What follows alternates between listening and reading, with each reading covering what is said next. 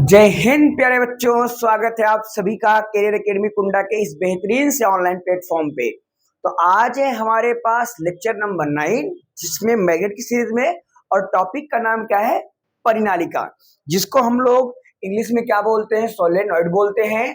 तो परिनालिका क्या होता है, कैसे इसमें चुंबकीय क्षेत्र होता है, किस टाइप का दिखता है, आज हम इसी के बारे में बात करने वाले हैं। तो सबसे पहले तो हम क्या करेंगे कि परिनालिका का परिचय देखेंगे। परिचय मतलब कि परिनालिका किसे कहते हैं, तो क्या होता है परिनालिका, कैसे होता है परिनालिका, इसके बारे में बात करते हैं। देखिए, सबसे पहले मैंने परिभाषा क्या लिखी, इस पर जरा डिस्कस करते हैं। हमने क्या लिखा कि जब विद्युत रोधी चालक तार को किसी अचालक बेलन के ऊपर लपेटा जाता है तो प्राप्त स्प्रिंग नुमा संरचना को परिनालिका कहते हैं। जरा इसको फिर से रिपीट करता हूं, सुनना क्या लिखा गया है कि जब किसी विद्युत रोधी चालक तार को, अब यहां पे ये भी लिख सकता था कि जब चालक तार को, तो उसने यहाँ पे ये वाला जो वर्ड है उसको इसने ऐड कर दिया, और इस वाले वर्ड की इंग्लिश में, इसको वर्ड को इंग्लिश में बोलते हैं इंसुलेटेड।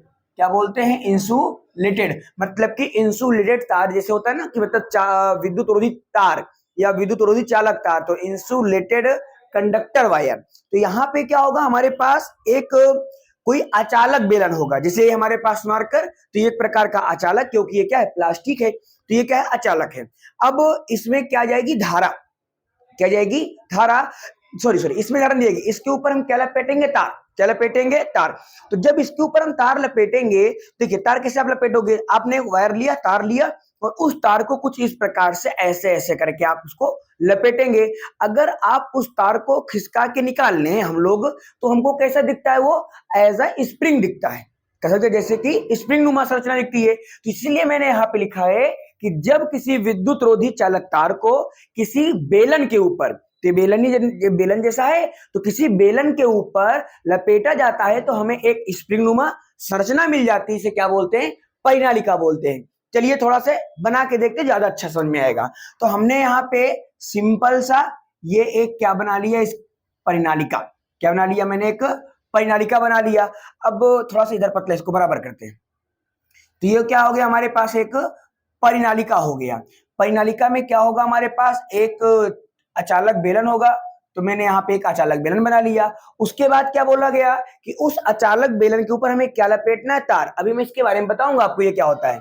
तो इसके ऊपर हमने कुछ इस टाइप से क्या लपेट दिया, वायर लपेट दिया, तार लपेट दिया। और जैसे ही आप इसमें तार लपेटोगे, और उसके बाद इसके तार को आप क्या करेंगे, इसके तार को आप जोड़ दें बैटरी से। तो ये हमने इसके तार को कहां जोड़ दिया? बैटरी से। तो ये इसका हो जाएगा प्लस, और ये क्या हो जाएगा? माइनस। प्लस धारा जाएगी इसमें, तो ये क्या हो जाएगा? आई। क्या हो जाएगा? आई। और जब इसमें आई जाएगा तो कुछ इस प्रकार जाएगा, जैसे कि यहाँ पे जा रहा है। जब इसमें जाएगी धारा, ध्यान सुनिएगा, यहाँ पे ये वाला हाँ पार्ट बड़ा मजबूत है, इसको समझिएगा। इसको हम बहुत बेहतरीन से आपको समझाना चाहते हैं, क्योंकि ज्यादातर बच्चों को जो डाउट होता है वो यहीं पर आता है। तो इसके बारे में थोड़ा बात करेंगे, डिस्कस करेंगे। सुनिएगा, हमारे पास ये क्या है?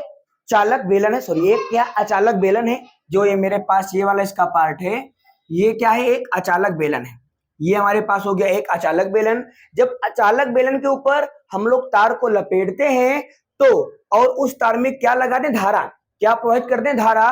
तो वो जो हमारा स्प्रिंग नुमा संरचना मिली ना, ये देखो स्प्रिंग जैसा है ना, इसी को बोलेंगे परिनालिका। अब जो परिनालिका होता है, इसके कारण जो चुंबकीय क्षेत्र होता है, आज हमें इस लेक्चर में उसके बारे में बात करना है।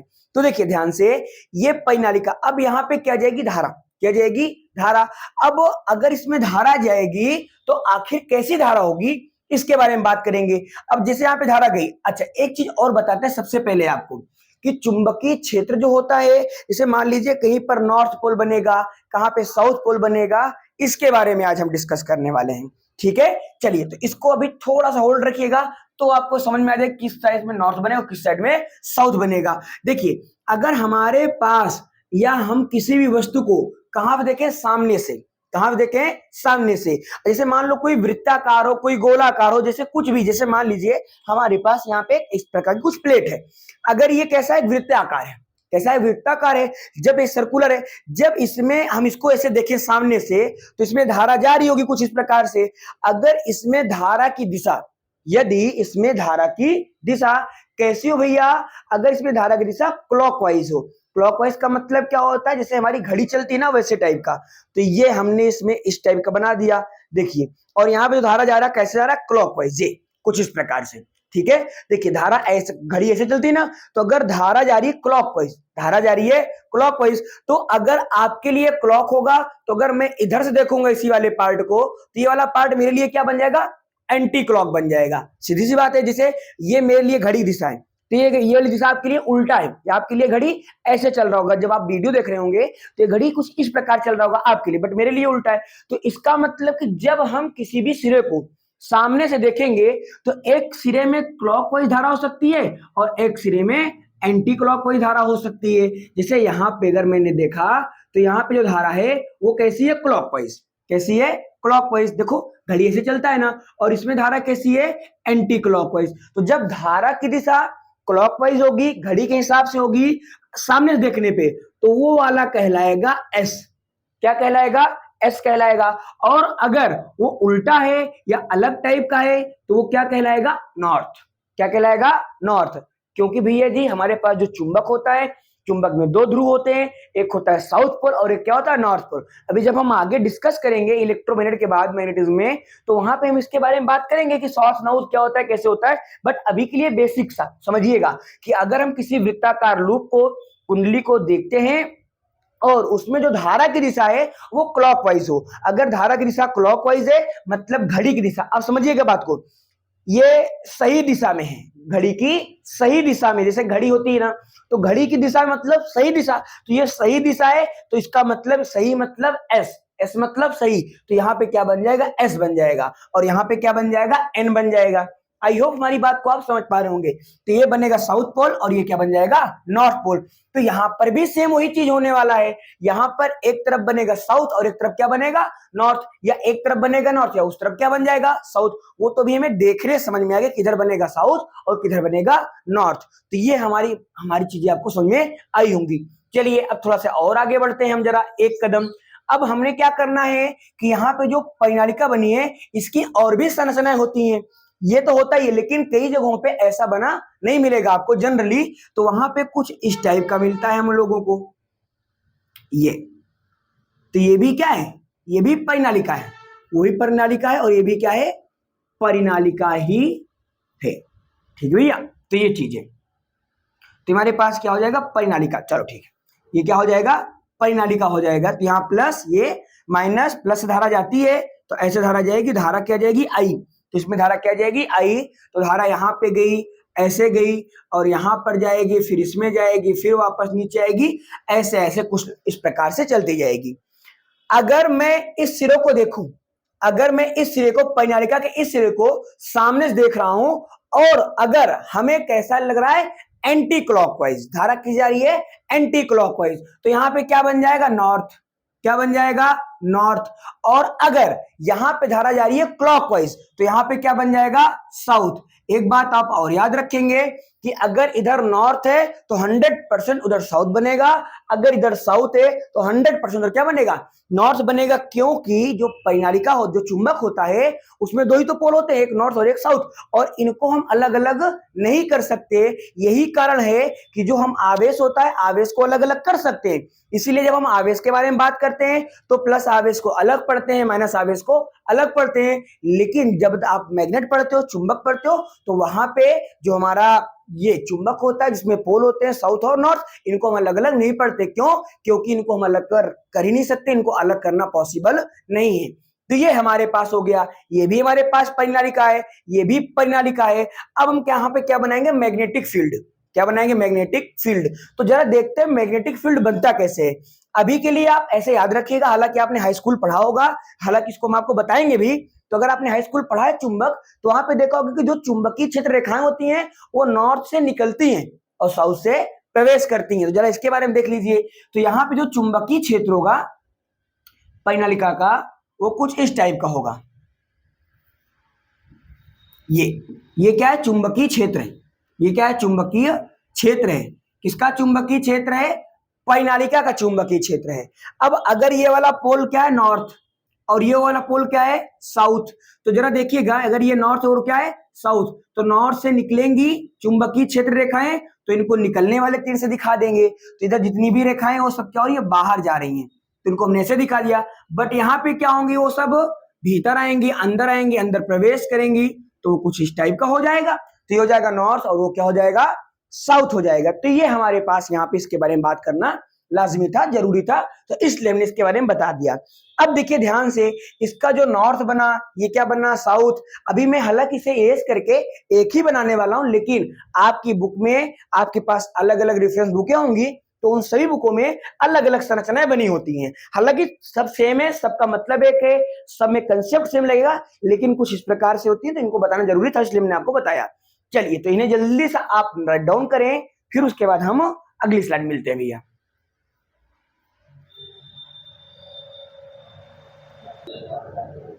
हाँ जी, तो हमने यहाँ पे ये देख लिया, ठीक है, परिनालिका कैसा होता है, उसकी संरचना कैसी होती है, इसके बारे में हमने डिस्कस कर लिया। अब यहाँ पे मैं एक सिंपल सा डायग्राम बनाऊंगा और अपनी चीजों को आगे बढ़ाऊंगा। देखिए, तो यहाँ पे मैंने बना दिया चुंबकीय क्षेत्र। अच्छा, एक अभी मैंने यहाँ पे जो तीसरा उसका डायग्राम बनाया था, उसी डायग्राम को मैं यहाँ बनाने वाला हूँ, क्योंकि जो चुंबकीय क्षेत्र होगा वो डायग्राम हमारा ज्यादा अच्छे से काम कर पाएगा। तो इसके बारे में बात करते हैं। तो हमने यहाँ पे ये अपना डायग्राम बना दिया, जो मैंने वहां बना रखा था, ये इस टाइप से।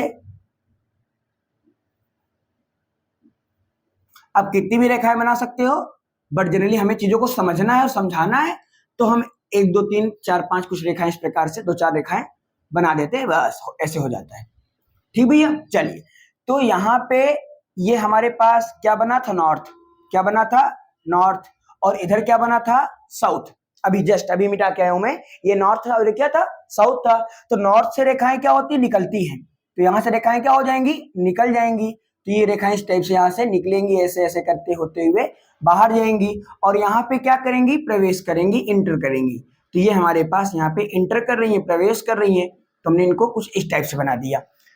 अगर आपको याद हो तो हमने सबसे पहले भी लास्ट क्लास में क्या पढ़ा था, एम्पियर का नियम। तो एम्पियर का नियम क्या होता है कि जब किसी चालक तार में धारा को प्रवाहित करते हैं, तो उसमें जो चुंबकीय क्षेत्र बनता है, उस चुंबकीय क्षेत्र का जो रेखीय समाकलन होता है, वो उसमें बहने वाली धारा I के म्यू नॉट गुना होता है। तो उस नियम को आज हम यहाँ पे यूज करने वाले हैं।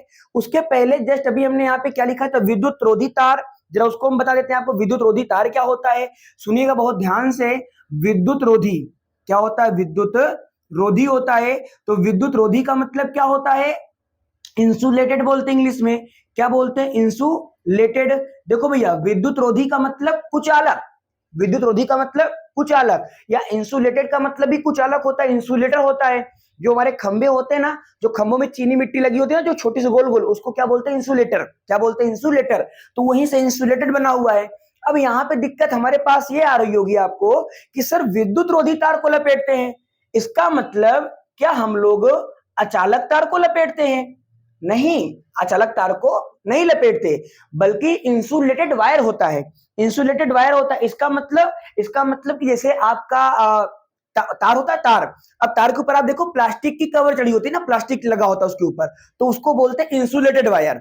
और जैसे कि हमारे पास खंबे हो गए, अब तो हालांकि खंभों में केबल लगे रही हैं, लेकिन अगर आप देखें तो खंभों में वायर ऐसे होते हैं, उनके ऊपर कुछ नहीं होता है, तो वो इंसुलेटेड नहीं है, वो इंसुलेटेड नहीं है। तो इंसुलेट क्या होता है कि जब हमारे पास तार होता है और तार के ऊपर हम कुछ भी ऐसा मतलब अचालक चीज लपेट दे, तो उसको बोलते हैं इंसुलेटेड वायर। जैसे हमारे घरों में जो तार लगे हैं, वो क्या इंसुलेटेड वायर क्यों होते हैं, ताकि जो परिनालिका है उसमें तार आपस में चिपके ना। अगर इन्हें आप नहीं चिपकाना चाहते तो फिर इन्हें आप दूर दूर रख दीजिए, कोई दिक्कत नहीं है, उससे कोई प्रभाव नहीं पड़ना। लेकिन इंसुलेटेड का मतलब होता है कि आपस में चिपके ना। ठीक है, चलिए तो आगे बढ़ते हैं। तो आगे हमारे पास आता है परिनालिका का चुंबकीय क्षेत्र। तो ये हमारे पास क्या है, परिनालिका है। परिनालिका कर्ण चुंबकीय क्षेत्र है, उसकी हमने संरचना बना रखी है। अब हम यहाँ पे एम्पियर के नियम की बात करेंगे और सूत्र का डेरिवेशन करेंगे। तो यहाँ पे एम्पियर जब नियम आता है, तो हमने क्या देखा कि एम्पियर के नियम लगाने के लिए सबसे पहले हमें एक संरचना बनानी पड़ती है, एक हमें लूप बनाना पड़ता है, जो कि 2D हो सकता है या 3D हो सकता है। जनरली हम 2D को बनाते हैं। तो यहाँ पे ये हो गया। अगर हम बात करें इसके चारों कोनों के बारे में, तो ये हो जाएगा A, यहाँ पे हो जाएगा B, और ये हो जाएगा C, और ये वाला क्या हो जाएगा D। तो इसके चारों कोने हो गए। अब देखिए भैया, इसमें जब धारा गई थी तो इस वाले पार्ट पे धारा कैसी थी, एंटी क्लॉकवाइज। कैसी धारा थी, एंटी क्लॉकवाइज। तो इसका मतलब कि अगर धारा की बात करोगे तो यहाँ पे से चालक तार है तो धारा एंटी क्लॉकवाइज, मतलब यहाँ पे धारा ऐसे गई होगी। तो ऐसे जब जाएगी धारा इसके भीतर अंदर की ओर, देखो जब धारा अंदर जाएगी तो यहाँ पे धारा कहाँ है, अंदर, और जब यहाँ पे धारा आएगी तो कहाँ आएगी, बाहर आपकी ओर। जब धारा अंदर जाएगी तो इसका मतलब यहाँ पे क्या दिखाएंगे, क्रॉस। यहाँ पे भी क्या आएगा, क्रॉस। तो मतलब ये धारा की दिशा है, ये धारा की दिशा, चुंबकीय क्षेत्र में धारा की दिशा है। और यहाँ पे क्या आएगा, डॉट। यहाँ पर भी क्या आएगा, डॉट। तो जो मैंने डॉट से दिखाया है इसका मतलब धारा बाहर निकल रही है, तो इधर वाले पार्ट में बाहर आएगी और इधर वाले पार्ट में अंदर। तो कुछ इस प्रकार से वो गति करेगी, मतलब इधर से देखूंगा तो एंटी क्लॉकवाइज, उधर से देखूंगा तो क्लॉकवाइज। इसीलिए उधर बनेगा साउथ और इधर क्या बन जाएगा, नॉर्थ बन जाएगा। जब धारा इसमें जाएगी तो धारा इसमें गई आई ऊपर ऐसे, फिर धारा यहाँ पे जाएगी आई, फिर धारा यहाँ पे जाएगी आई, और फिर धारा इसमें जाएगी आई। अब सुनिएगा मेरी बात ध्यान से, यहाँ पे कुछ चीजें हमें एज्यूम करना पड़ेगा, मानना पड़ेगा। हमने क्या माना कि जो हमारे पास पूरी ये इतनी बड़ी परिनालिका है, जो हमारे पास पूरी परिनालिका है इसकी जो लंबाई है वो क्या है, एक्स है। जो हमारे पास पूरी परिनालिका है इसकी लंबाई हमने क्या मानी, एक्स मान लिया। अब हमारे पास जो लूप है इसके बारे में भी हम लोग बात करने वाले हैं, ठीक है भैया। तो लंबाई क्या है, एक्स है। अब यहां पर हम एम्पीयर के नियम का यूज करेंगे। तो एम्पीयर का नियम क्या होता है हमने आपको बता रखा है, वीडियो अपलोड है, आप वहां से उसको देख भी सकते हो। और अगर इन सभी चीजों की, इन सभी टॉपिक्स की अगर आपको नोट्स चाहिए तो आप हमारे टेलीग्राम चैनल पे जुड़ सकते हैं, वहां पे आपको नोट्स भी मिल जाएगी, ठीक है। चलिए स्टार्ट करते हैं। तो ये हमारे पास क्या है, परिनालिका है। परिनालिका का ये क्या है, चुंबकीय क्षेत्र है। परिनालिका की लंबाई क्या है, एक्स है। और यहाँ पे ये जो हमने बनाया हुआ है ये क्या है, ये एम्पियर लूप है।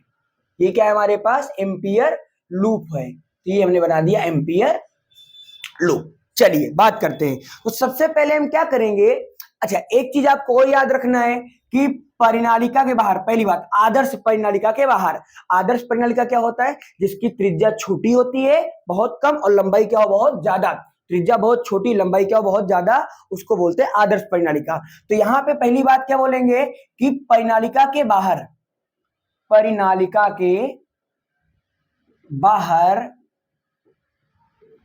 चुंबकीय क्षेत्र, परिनालिका के बाहर चुंबकीय क्षेत्र शून्य होता है, शून्य होता है। चलिए ये तो याद रखना है हमें, ठीक है। अभी हम इसके बारे में बात करेंगे। और जो हमारी परिनालिका होती है उसके भीतर हर जगह पर चुंबकीय क्षेत्र एक समान होता है। चलिए बात करते हैं आज। तो ये हमारे पास क्या है, परिनालिका है। तो परिनालिका में अब हम यहाँ पे करने वाले डेरिवेशन, तो हम चल रहे loop A B C D में। तो मैंने यहां पे लिख दिया loop A B C D में, loop A B C D में। तो जब लूप हम ए बी सी डी में बात करेंगे तो हम यहां पे लगाएंगे समाकलन, ये समाकलन B vector dot dl vector. जब हम B vector dot dl vector करेंगे तो हम इसके बारे में बात करेंगे, लेकिन इसकी कितनी भुजा है, चार। तो चारों भुजा के लिए हम लोग अलग अलग बात करेंगे, तब जाके कहीं ये डेरिवेशन आसानी से हम लोग आपको बता पाऊंगा, मैं आपको समझा पाऊंगा। तो जब हम इसको समाकलन B vector dot dl vector loop ABCD, मतलब इस वाले पार्ट के लिए मैं क्या निकाल रहा हूं, चुंबकीय क्षेत्र निकाल रहा हूं। तो समाकलन B vector dot dl vector बराबर क्या हो जाएगा, समाकलन, पहले मैं भुजा बात करूं ए से लेके बी तक, ए से लेके बी तक। तो मैंने यहाँ पे लिमिट लगा दिया ए से लेके बी तक, और सूत्र क्या होता है, सूत्र हो जाएगा B vector dot dl vector plus समाकलन, अब की बार भुजा बी से लेके सी तक, इधर से भैया सी लिखा हुआ है ये, तो ये हो जाएगा बी से लेके सी तक। तो हमने यहाँ पे क्या लिखा, बी से लेके सी तक, और सूत्र हो जाएगा B vector dot dl vector plus समाकलन, अब की भुजा क्या बची सी डी, तो सी से लेके डी तक, ये हो जाएगा सी से लेके डी तक, और ये हो जाएगा B vector dot dl vector plus समाकलन डी से लेके ए तक, तो ये हो जाएगा डी से लेके ए तक, और ये हो जाएगा B vector dot dl vector हो जाएगा। आई होप आपको हमारी बात समझ में आई होगी। हमने कुछ बहुत बड़ी चीज यहाँ पे नहीं की है, बहुत बड़ा काम नहीं किया है। हमने क्या किया है कि जो हमारे पास ये लूप है एम्पियर लूप, इसमें जो धारा है इसके कारण जो चुंबकीय क्षेत्र है उसके बारे में बात करने वाले हैं, इसलिए हमने यहाँ पे क्या लिखा, लूप एबीसीडी में।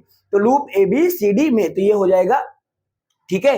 अब बात करेंगे यहाँ पे, जब हम पूरे लूप की बात करेंगे तो हमने क्या लिख दिया, समाकलन B vector dot dl vector, B vector dot dl vector. तो इसके कारण चुंबकीय क्षेत्र के बारे में बात कर रहा हूं। तो सबसे पहले मैंने इसके अलग अलग भुजाओं मान निकाल लिया, ए से बी पे मान निकाल लिया, बी से सी पे, सी से डी पे और डी से ए पे। तो इसलिए मैंने लिमिट लगाया है ए से बी, बी से सी से डी और डी से ए। यहाँ पे इसके कारण जो चुंबकीय क्षेत्र होगा उसके बारे में बात करेंगे। चलिए आगे बढ़ते हैं थोड़ा से। तो यहाँ पे ये आ जाएगा, एक सेकंड हम जरा चेक कर लें भैया, ये कट रहा है कि नहीं, कट तो नहीं रहा है, हाँ कटवट नहीं रहा है, अभी हम इसमें लिख सकते हैं। तो यहाँ पे जब हम बात करेंगे इसको तोड़ेंगे। अब सूत्र यहाँ पे एक अप्लाई करने वाला हूं मैं, कौन सा, वही ए वेक्टर डॉट बी वेक्टर बराबर क्या होता है, ए बी कॉस थीटा।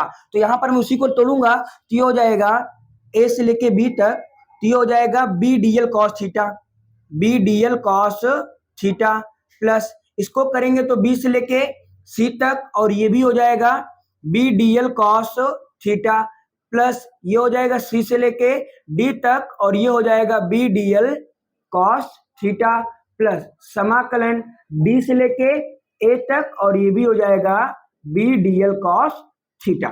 तो आपको यहाँ पे जरा समझना इस बात को कि हमने भी कुछ किया नहीं है, बिल्कुल सिंपल सा हमारे पास एक तो फॉर्मूला होता है, A vector dot B vector बराबर क्या होता है, A B cos theta, A B cos theta. तो यहाँ पे जो A vector dot B vector है ये ए बी कॉस थीटा के बराबर होता है। तो इसको मैंने ए मान लिया, इसको मैंने बी मान लिया, तो A vector dot B vector बराबर ए बी कॉस थीटा, तो B vector dot dl vector बराबर बी डीएल कॉस थीटा हो जाएगा। सिंपल सी बात, इसमें कोई बहुत बड़ी बात नहीं है। तो हमने इसको यहाँ पे इस प्रकार से लिखा। अब इस वाले पार्ट को मैं यहाँ पे लिखने चल रहा हूँ, जरा ध्यान से देखिएगा, समझ जाइएगा भैया, ठीक है, जगह की थोड़ी सी कमी है, अभाव है। चलो, तो यहाँ पे हम क्या देखते हैं कि सबसे पहले तो हम यहाँ पे एंगल की बात करेंगे। जब एंगल की बात करेंगे, अभी तुम बोलोगे कितना बड़ा है, अभी एक के बारे में सब एकदम छोटा सा हो जाएगा, बिल्कुल आसान सा हो जाएगा। यहाँ पे क्या है कि हमें बात करना है एंगल में, तो सब में आ रहा है थीटा। अब जो थीटा होता है यहाँ पे वो बी और डीएल, मतलब जो बी मतलब चुंबकीय क्षेत्र और डीएल मतलब धारा अल्पांश। तो यहाँ पे जो चुंबकीय क्षेत्र है और जो डीएल है उसके बीच का कोण कितना है, तो यहाँ पे हम एंगल की बात करने वाले हैं। अब देखिएगा मेरी बात ध्यान से, ए से लेके बी तक, ए से लेके बी तक, अगर हम ए से बी की बारे में बात करेंगे तो जिस दिशा में धारा होती है उसी दिशा में डीएल होता है, मतलब धारा अल्पांश होता है। इसका मतलब अगर धारा ऊपर जा रही है तो डीएल भी कहां होगा, ऊपर होगा, ठीक है। तो धारा कहां जा रही है, ऊपर, तो डीएल भी कहां हो जाएगा, ऊपर। और चुंबकीय क्षेत्र तो ये है, ये जो मैंने रेखाएं बनाई इस प्रकार से, ये क्या है, चुंबकीय क्षेत्र है, ये बी है हमारा, ये क्या है, बी है। अब सोचिए अगर यहाँ पे धारा ऊपर जा रही है, धारा कहां जा रही है, ऊपर, और चुंबकीय क्षेत्र ऐसे, तो क्या बन जाएगा, एल, और जहां पे एल बनता है वहां पे बनता है 90 डिग्री। तो यहाँ पे थीटा का मान कितना हो जाएगा, 90 हो जाएगा। तो यहाँ पे मैंने लिख दिया क्या नाम से, इधर से मैं कर रहा हूं भैया, ठीक है, ये। तो यहाँ पे मैंने लिख दिया बी समाकलन B vector dot dl vector बराबर क्या हो जाएगा, ये ए से लेके बी तक। तो सबसे पहले मैं क्या करता हूं ना, मैं एक एक पार्ट को हल कर दे तो जो आपके लिए ज्यादा आसान रहेगा, ठीक है। चलिए, हाँ, एक एक पार्ट को कर देते हैं तो आपके लिए आसान बन जाएगा। तो यहाँ पे मैं क्या कर रहा हूं, समाकलन ए से लेके बी तक, और यहाँ पे क्या है, B dl cos theta, B dl cos theta है। तो कॉस थीटा, तो कॉस थीटा, थीटा का मान कितना हो जाएगा, 90।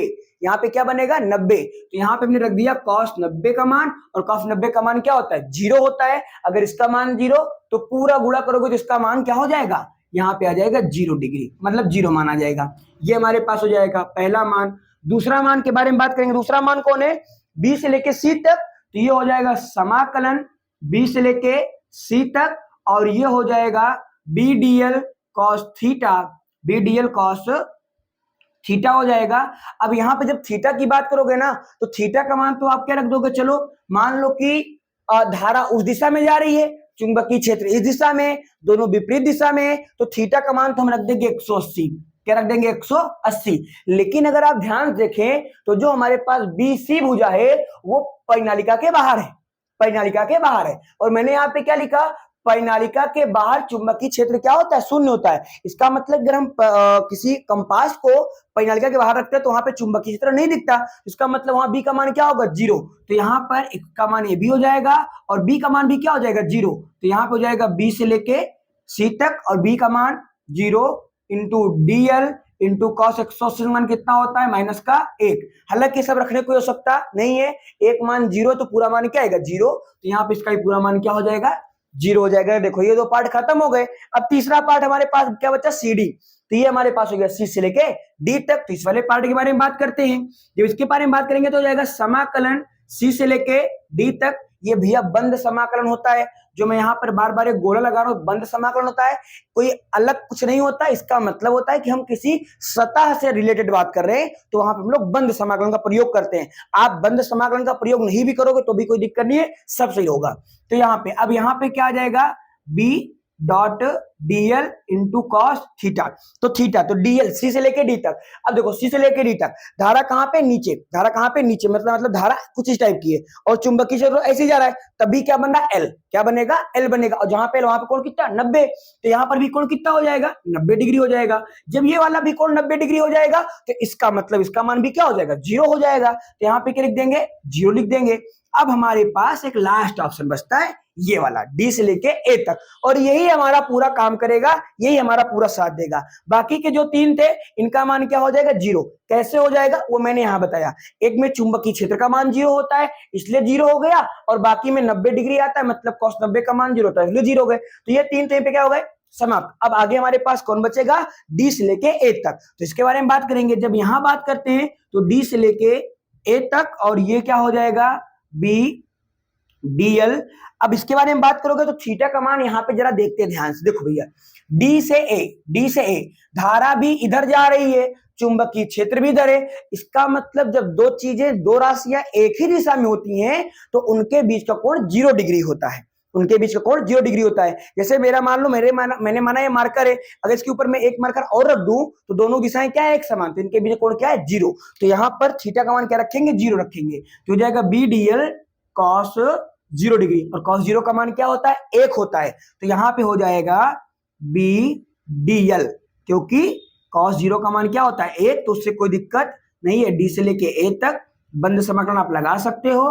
तो कुल मिला के यहां पे आ जाएगा समाकलन डी से लेके ए तक बंद वाला, और बी इंटू डीएल हो जाएगा।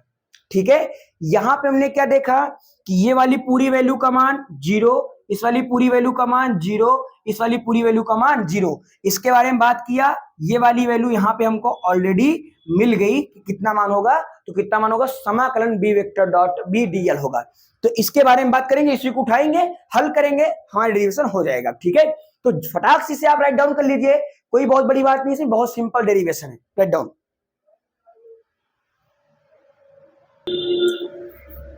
हाँ जी, तो हमने लिख लिया यहाँ पे कि V vector dot B vector बराबर हमारे पास नेट, जैसे मैंने यहाँ पे लिखा था, समाकलन बी वेक्टर डॉट डीएल पूरी परिनालिका के लिए जो मान हमारे पास है सारा मान हो गया 0, सिर्फ एक मान बचा था वहां पे, क्या, समाकलन ये लिखा था डी से लेके ए तक, और पूरा मान क्या आया था हमारे पास, बी इंटू आया था डीएल।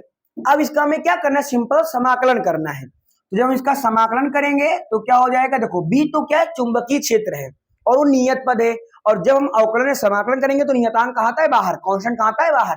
तो कांस्टेंट यहाँ पे क्या हो जाएगा, बाहर। तो ये हो जाएगा बी हमारे पास कांस्टेंट, और ये होगा डी से लेके ए तक, और ये हो जाएगा क्या, डीएल। तो फिर डीएल लगा दिया। अब डीएल के बारे में बात करेंगे तो जो डीएल है वो क्या है, हमारे पास धारा अल्पांश है। डीएल क्या, धारा अल्पांश, छोटी सी लंबाई है। अगर मैं इसका समाकलन कर दूंगा तो हमारे पास पूरी लंबाई आ जाएगी, और परिनालिका की पूरी लंबाई हमने क्या मानी थी, एक्स। पिछले परिनालिका में पूरी लंबाई हमने क्या मानी थी, एक्स। तो यहाँ पे डीएल का मतलब क्या हो जाएगा, एक्स। तो ये क्या हो जाएगा, बी इंटू एक्स हो जाएगा, बी इंटू एक्स हो जाएगा। कहने का मतलब समाकलन B vector dot dl vector का मान कितना आएगा, बी इंटू एक्स आएगा, बी इंटू एक्स आएगा, क्योंकि जो डीएल का समाकलन करेंगे तो किसके बराबर आएगा, एक्स के बराबर आएगा। एक्स क्या है, परिनालिका की लंबाई, यहां पे लिख देता हूं, एक्स क्या है हमारे पास, परिनालिका की लंबाई, परिनालिका की लंबाई है। तो ये हो जाएगा हमारे पास परिनालिका की लंबाई। अब जरा आगे बढ़ते हैं, बहुत प्यारा सी बात है, मजा आएगा करने में। देखना, ये क्या है हमारे पास, समाकलन B vector dot dl vector B into X हो गया। अब मैं क्या करने वाला हूं यहाँ पे, अब हम यहाँ पे यूज करने वाले हैं एम्पियर का नियम, एम्पियर का नियम। तो यहीं से स्टार्ट कर देता हूं, ध्यान देखिएगा। हमारे पास एम्पियर का नियम, आप सब बच्चों को पता होगा एम्पियर का नियम क्या होता है, हमने बता रखा है लास्ट की क्लासेस में। एम्पियर का नियम, एम्पियर का परिपति नियम, एम्पियर सर्किटल लॉ, कि किसी भी धारा, जब किसी भी चालक तार में धारा प्रवाहित की जाती है तो उसके कारण बनने वाला चुंबकीय क्षेत्र का रेखीय समाकलन, देखो इसका क्या रहा, रेखीय समाकलन, उसमें बहने वाली धारा के म्यू नॉट गुना होता है।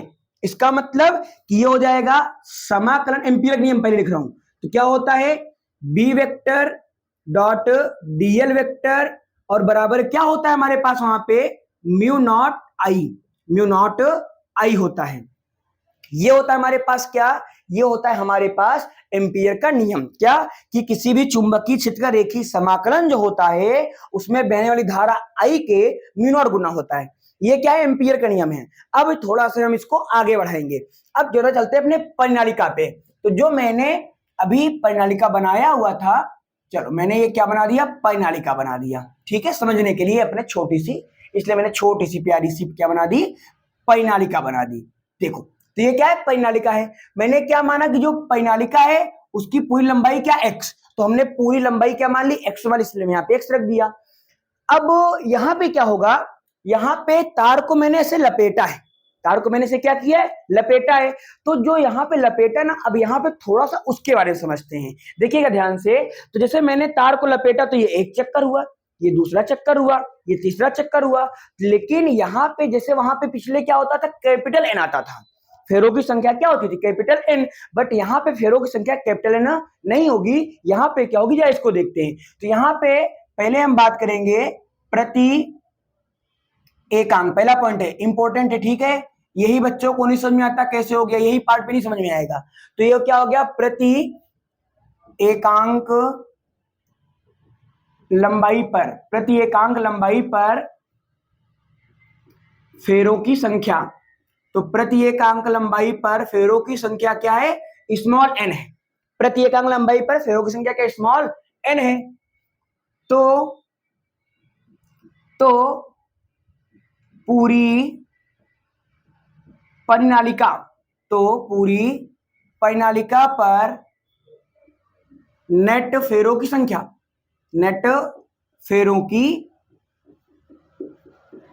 संख्या क्या हो जाएगी, ये बताइए। अगर एकांक लंबाई पे, एक लंबाई मतलब मैंने माना एकांक मीटर में या एकांक लंबाई पर कितनी है, स्मॉल एन है, तो पूरे में क्या हो जाएगी, जितनी लंबाई होगी, तो इसलिए उसमें हम x से क्या कर दें, गुणा, क्योंकि पूरी लंबाई परिनालिका क्या x है, एक क्या है n है, तो अगर पूरा मान निकालना होगा तो उसमें क्या कर दें, गुणा, तो ये क्या हो जाएगा, nx हो जाएगा। तो हमने यहाँ पे क्या मान लिया, nx मान लिया। अब मैं यहाँ पे क्या निकालने वाला हूं कि एकांक, क्या नाम से, एकांक फेरों में प्रवाहित धारा, एकांक दूसरा पार्ट आ रहा है हमारे पास। अब एकांक फेरों में प्रवाहित धारा, एकांक फेरों में प्रवाहित धारा, मैंने माना कि पूरे में आई है और एकांक फेरों में क्या है, आई नॉट, क्या है, आई नॉट, तो मैंने यहाँ पे आई नॉट मान लिया। तो मैं क्या मानूंगा, पूरी परिनालिका में, पूरी परिनालिका में, पूरी परिनालिका में प्रवाहित धारा, पूरी परिनालिका में प्रवाहित धारा, तो क्या होगा, उसमें कुछ नहीं होगा, जो हमारे पास पूरी जो चाल उसमें फेरे हैं उन्हें में क्या कर देंगे, गुणा कर देंगे नेट फेरे में। तो नेट फेरा कितना है, nx, कितना है, nx, और उसमें धारा एक फेरे में जा कितनी रही है, आई नॉट, तो इसमें आई नॉट से क्या कर देंगे, गुणा कर देंगे, तो हमारे पास क्या आ जाएगी, नेट धारा आ जाएगी। तो यहाँ पे जो है ये क्या है, नेट धारा है, और ये क्या है हमारे पास, एकांक लंबाई में एकांक फेरों में प्रवाहित धारा है, और ये क्या है, पूरे जितने भी फेरे लगेंगे उनमें सब में क्या है, हमारे पास ये धारा है। तो इसका मतलब जो परिनालिका में धारा जा रही है पूरी, वो क्या है, आई, तो आई बराबर क्या हो जाएगा, I nought into N into X हो जाएगा। ये पूरे परिनालिका में धारा कितनी जाएगी, आई बराबर I nought into N into X. भैया ध्यान सुनिएगा, एक फेरे में तो एन, एकांक लंबाई की बात करेंगे यहाँ पे तो एन हो जाएगा, एकांक फेरों में धारा आई नॉट हो जाएगा, और पूरी परिनालिका में आई नॉट इंटू एन और एक्स से क्या कर देंगे, गुणा, तो ये हो जाएगा पूरे परिनालिका में प्रवाहित धारा हो जाएगी। अब आगे बात करते हैं, अब आगे बात क्या करेंगे, यहाँ पे एम्पियर का नियम, ये हमारे पास आप ये मान के चलिए कि कुछ एक ऐसा नोट पॉइंट है जो आपको डेरिवेशन समझने में क्या करेगा, हेल्प करेगा, ये वाला पार्ट, ठीक है, अब इधर चलते हैं जरा, इस वाली पार्ट को हम आगे बढ़ाते हैं। जब हमने B vector dot dl vector का समाकलन किया तो हमको क्या मिला, यहाँ पे हमको मिला बी एक्स। क्या मिला, बी एक्स। तो हमने यहाँ पे क्या लिख दिया, ये हमने यहाँ पे लिख दिया समाकलन, ये मिला हुआ है तो इसकी जगह मैं बी एक्स लिख सकता हूं। तो मैंने यहाँ पे लिख दिया बी इंटू एक्स लिख दिया बराबर बी एक्स, इसकी जगह मैंने क्या लिख दिया, बी एक्स लिख दिया। और है किसके बराबर, म्यू नॉट आई के, तो हमने क्या लिख दिया, म्यू नॉट आई लिख दिया यहाँ पे। और जो आई है वो क्या है, यहाँ पे परिनालिका में प्रवाहित धारा, पूरी परिनालिका में प्रवाहित धारा। तो आई का मान कितना है, I nought into small N into X है। तो इसके बारे में बात करेंगे तो हो जाएगा B into X equal to mu nought, तो म्यू नॉट रहेगा इंटू आई, आई का मान कितना हो जाएगा, I nought into small N into X हो जाएगा। तो ये हमारे पास हो जाएगा, ठीक है। अब देखो यहाँ पे इस x से x क्या हो जाएगा, कट जाएगा, तो कुल मिला के क्या हो जाएगा, b equal to mu naught into small n into I naught. मैंने थोड़ा सा आगे पीछे लिख दिया समझाने के लिए। तो ये क्या हो जाएगा, mu naught into n into I not हो जाएगा। आई नॉट क्या है, प्रति एकांक लंबाई में प्रवाहित धारा। स्मॉल n क्या है, प्रति एकांक लंबाई पर फेरों की संख्या n हो गया। म्यू नॉट क्या नियतांक है, इसकी वैल्यू होती है 4 पाई इंटू 10 की पावर माइनस का 7 हो गया। और ये हो गया चुंबकीय क्षेत्र, और चुंबकीय का मात्रा क्या होता है, टेस्ला होता है। तो ये जो हमारे पास निष्कर्ष निकल के आया, ये क्या होता है, परिनालिका कण चुंबकीय क्षेत्र होता है। अब अगर हम यहाँ पे एक चीज को ध्यान समझें, सवालों में आपको मिलेगा, अगर हम यहाँ पे ध्यान समझे तो जो हमारा चुंबकीय क्षेत्र है उसमें लंबाई आ रहा है क्या, क्या हमारा जो सूत्र आ रहा है चुंबकीय क्षेत्र का, क्या उसमें कहीं पर परिनालिका की लंबाई दिया है, क्या कहीं पर त्रिज्या आया है, नहीं, क्या कहीं व्यास आया है, नहीं। तो इसका मतलब कि जो परिनालिका होती है उसकी लंबाई से, उसके व्यास से, उसकी त्रिज्या से, उसके ऊपर कोई भी प्रभाव नहीं पड़ता है। इस बात को आपको हमेशा क्या करना है, याद रखना। दिए हमारे पास क्या हो गया, परिनालिका हो गया, ठीक है। तो इसे आप राइट डाउन करेंगे। अब ये जो आया ये क्या है, परिनालिका के भीतर है, परिनालिका के भीतर, तो परिनालिका के भीतर। लेकिन हमारे पास एक बहुत बढ़िया पार्ट आता है, उसको कभी कभी हमसे एक नंबर में पूछ लेता है, परिनालिका के सिरों पे, परिनालिका के सिरों पर, परिनालिका के सिरों पर, परिनालिका के सिरों पर क्या चुंबकीय क्षेत्र। तो जब परिनालिका के सिरों पर चुंबकीय क्षेत्र के बारे में बात करेगा तो हम क्या करेंगे, वहां पे कुछ नहीं करेंगे, जो परिनालिका वाला चुंबकीय क्षेत्र है क्या, B बराबर mu naught into small n into I not, उसी मान को 2 से भाग कर देना है। 2 से क्या करना है, भाग कर देना है। तो यहाँ पे क्या कर देंगे, 2 से भाग कर देंगे, ठीक है। तो ये वाला पार्ट क्या होता है, इसका सिरा, तो ये वाला पार्ट, ये वाला इसका पार्ट क्या है, ये दोनों क्या है, इसके सिरे हैं, क्या है, इसके सिरे हैं। तो इसके सिरों पे जो चुंबकीय क्षेत्र होगा वो परिनालिका के भीतर बने चुंबकीय क्षेत्र का आधा होता है। तो यहाँ पे ये जो डेरिवेशन है हमारे पास कंप्लीट होता है, और यहाँ पे परिनालिका का पूरा टॉपिक भी क्या होता है, कंप्लीट होता है। एक बार परिनालिका की परिभाषा बताते हैं। परिनालिका क्या होती है, किसी भी अचालक खोखले या बंधे किसी भी बेलन के ऊपर जब विद्युत रोधी तार को लपेटा जाता है तो इस कारण से हमें जो संरचना प्राप्त होती है उसी को क्या बोलते हैं, परिनालिका बोलते हैं। इंग्लिश में क्या बोलते हैं, सोलेनॉइड बोलते हैं। तो ये हमारे पास आता है। डेरिवेशन कैसा होता है, अगर आपने देखा होगा, इसको हमने ब्रेक किया था, 4 पार्ट में टूटा था, सब का मान 0 हो गया था, एक बचा था उसको हल किया, bx आ गया। फिर यहाँ पे हम क्या करेंगे, एम्पियर का नियम लगाएंगे और इसके बराबर bx रखेंगे, हल करेंगे, तो यहाँ पे हमारे पास ये मान आया। इसमें चुंबकीय क्षेत्र के मान को बढ़ाने के लिए हम लोग धारा के मान को बढ़ा सकते हैं, लेकिन यहाँ पर चुंबकीय क्षेत्र को मान को बढ़ाने के लिए सबसे बढ़िया चीज क्या होता है, यहाँ पे हम लोग नर्म लोहे की क्रोड का यूज करते हैं। जैसे आपने परिनालिका बनाया तो मान लो ऐसा गोला गोला बनेगा तो बीच में उसकी जगह रहेगी ना, तो जो जगह रहती है उसमें हम क्या डाल दें, लोहा, नर्म लोहा, लोहा नहीं, क्या डाल दें, नर्म लोहे की क्रोड, नर्म लोहा डाल दे या रॉड डाल दे नर्म लोहे की, तो जो चुंबकीय क्षेत्र का मान होगा वो क्या हो जाएगा, ऑटोमेटिक बढ़ जाएगा। हालांकि नर्म लोहे से क्यों बढ़ जाएगा इसे हम आगे पढ़ेंगे, बट मैं भी आपको बता देता हूं, क्योंकि जो नर्म लोहा होता है उसकी एक खासियत होती है, उसके में गुण होता है, प्रॉपर्टी होती है कि जब उसे चुंबकीय क्षेत्र में रखा जाता है तो वो भी एक चुंबक की भांति व्यवहार करने लगता है, वो भी चुंबक बन जाता है, और जब चुंबकीय क्षेत्र से अलग रखा जाता है तो नॉर्मल नर्म लोहा हो जाता है। तो इसलिए यहाँ पे हम लोग चुंबकीय क्षेत्र को बढ़ाने के लिए नर्म लोहे का प्रयोग करते हैं। हमसे पूछ लेता है कभी कभी कि परिनालिका का चुंबकीय क्षेत्र बढ़ाने के लिए क्या कर सकते हैं, आसान सा, तो परिनालिका के भीतर नरम लोहे की रॉड डाल देंगे। ठीक है भैया, तो आज की क्लास में हम लोग इसको यहीं तक करते हैं, मिलेंगे हम आपसे नेक्स्ट क्लास में। और हाँ, अगर आपको नोट्स चाहिए हैंड रिटन डिजिटल बिल्कुल फ्री हो भी, तो आप टेलीग्राम चैनल पे ऐड हो सकते हैं, वहां पे जुड़ सकते हैं, वहां पे सारी नोट्स अवेलेबल है और वहां से आप उन्हें डाउनलोड कर सकते हैं। ठीक है, तो चलिए फिर मिलते हैं नए वीडियो में नए टॉपिक के साथ। थोड़ा से बात करेंगे टोरॉइड के बारे में, टोरॉइड क्या होता है उसके बारे में बात करेंगे। टोरॉइड कुछ नहीं होता, जो परिनालिका होती है, इसी परिनालिका को जब हम मोड़ दें, परिनालिका को मोड़ दे तो गोला गोला हो जाएगा, उसी को बोलेंगे टोरॉइड। बिल्कुल सेम होता है। और चुंबकीय क्षेत्र का मास फॉर्मूला जो आता है वो भी सेम आता है। क्या होता है? बी बराबर mu naught into small N into I naught. तो ये जो परिनालिका कारण आया, यही किसके कारण होता है? टोरॉइड कारण। तो जो परिनालिका कारण चुंबकीय क्षेत्र आता है, यही टोरॉइड के कारण भी होता है। ठीक है, तो मिलेंगे हम आपसे नेक्स्ट वीडियो में। हम वहां पे बल के बारे में बात करने वाले हैं। लॉरेंज बल क्या होता है, कैसे लगता है किसी आवेश के ऊपर, किसी तार के ऊपर बल कैसे लगता है, तो इसके बारे में बात करेंगे। गैल्वेनोमीटर कैसे बनाते हैं, चल कुंडली धारा मापी, मूविंग कॉइल गैल्वेनोमीटर, इनके बारे में मीटर वोल्टमीटर क्या होता है, इनके बारे में बात करेंगे। तो मिलते हैं आप सभी बच्चों से नेक्स्ट वीडियो में। तब तक आप सभी लोग वीडियो को देखें, वीडियो को शेयर करें और अपने दोस्तों में इसे साझा करें और बताएं, समझाएं उन्हें कि वो भी यहाँ से पढ़ सकते हैं और नोट्स भी उनको अवेलेबल हो सकती है। ठीक है भैया, तो मिलते हैं अगले वीडियो में। तब तक के लिए आप सभी बच्चों को जय हिंद।